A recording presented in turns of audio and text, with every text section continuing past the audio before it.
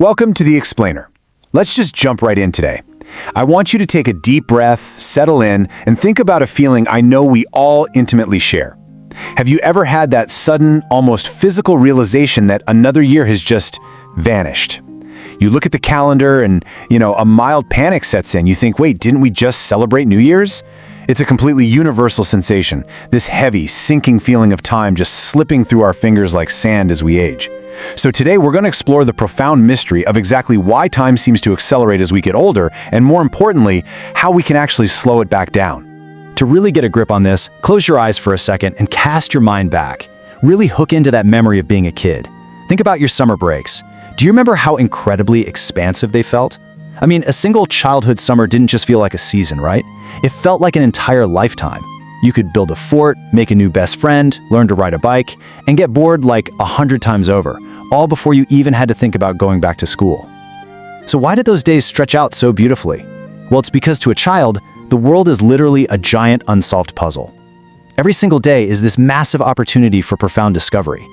And that constant state of wonder, it primes the young brain for deep, almost limitless engagement with the present moment. Okay, let's dive into this. There's this stark, honestly kind of heartbreaking contrast between our childhood reality and our adulthood reality. Think back to those endless summers and that agonizing, stretched-out eternity of just waiting for your next birthday. I mean, it took forever. Now, compare that to adulthood. Months suddenly pass like weeks. Years seem to just disappear in the absolute blink of an eye. You literally blink, and a whole decade is gone. It's a really jarring shift in how we experience existence, and it leaves us asking a super fundamental question about the nature of our reality. So, what's actually going on here? Is time itself physically accelerating? Are the days actually getting shorter? Well, from a physics standpoint, absolutely not.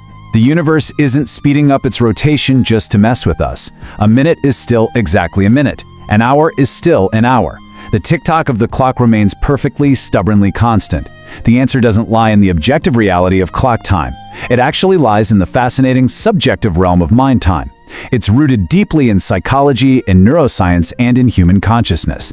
Our biological machinery is the exact same, but our perception of time, that is fundamentally changing. And the secret to that shifting perception? It all comes down to the power of novelty. Psychologists and neuroscientists actually believe this is one of the biggest reasons time completely distorts as we age. Think about it. When we're kids, almost everything we encounter is brand new. And when the brain encounters new information, it has to work incredibly hard to process and store it. It's helpful to think of your brain's reward system, particularly that release of dopamine, acting like a high-definition video camera. When you experience something novel, that camera starts capturing memory at a much higher frame rate. We're talking way more frames per second. All this dense, heavy cognitive processing literally stretches out your subjective experience of time. It makes a single new experience feel rich, detailed, and super long. Just think about those major landmarks of childhood. Your very first day of school, your first true friendship, your first real family vacation. Because these experiences are just packed with entirely new sensory data. New sights, new sounds, complex new emotions. The brain records them as massive, distinct data points. These firsts essentially act as temporal landmarks.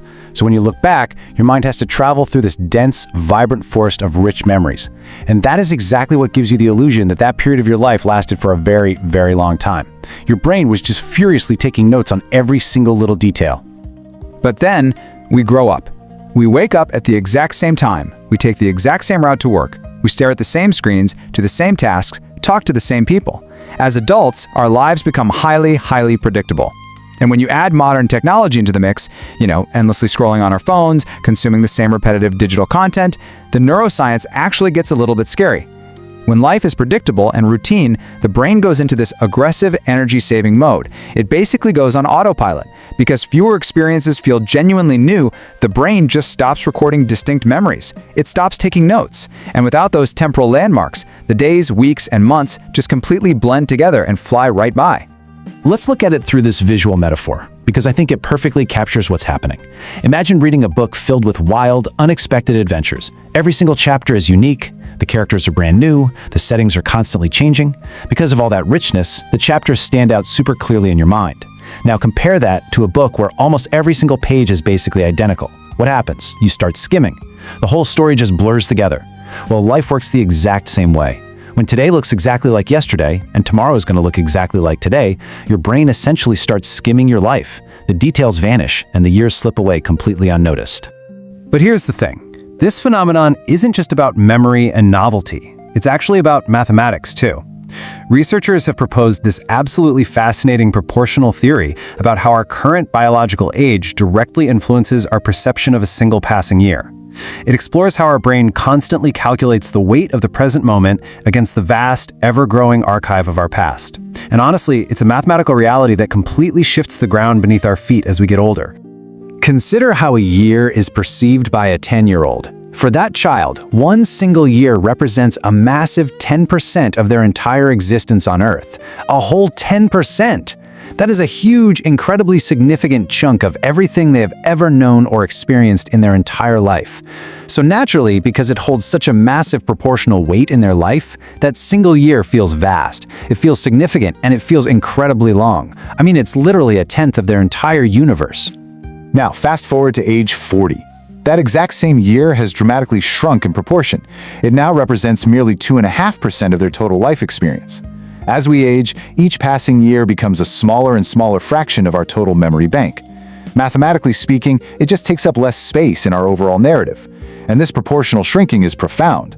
In fact, psychologists believe it deeply contributes to things like the classic midlife crisis. You know, that sudden, urgent desire to make major life changes, maybe buy a sports car or completely switch careers. It's really just an instinctive, desperate attempt to inject novelty back into our lives and slow down that terrifying acceleration of time. But the good news is, we aren't just prisoners of mathematics here. Enter what psychologists call the holiday paradox.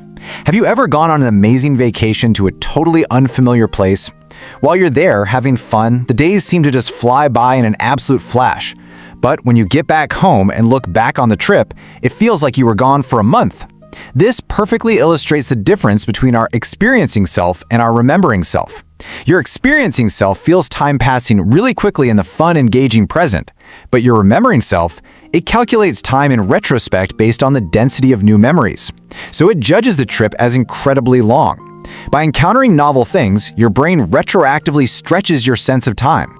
And this brings us to what I think is a beautiful and profoundly empathetic realization. We don't simply live through time. We live through our memories of time. Your reality, your sense of how long you've lived and the depth of your existence, is actually constructed entirely by the richness of your memories, not by the ticking of a clock on the wall.